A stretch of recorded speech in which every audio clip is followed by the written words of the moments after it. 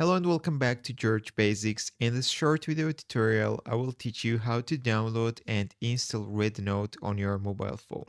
So first of all, we need to go to the Google Play Store or App Store. And in the search, we need to search for RedNote. And you need to open this first result and click install. Let's wait a few seconds.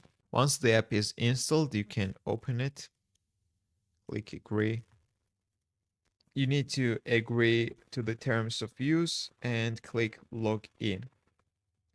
Now you need to enter your mobile phone number. If you don't want to use the mobile number, you can just click this Google icon right here and use your Gmail.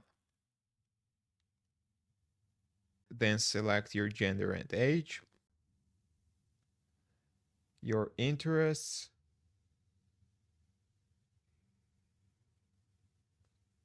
you can allow RedNote to access to your contacts. And that's all guys, we downloaded and installed the app and we created the account. That's all. If this video was helpful for you, don't forget to click the like buttons and don't forget to subscribe.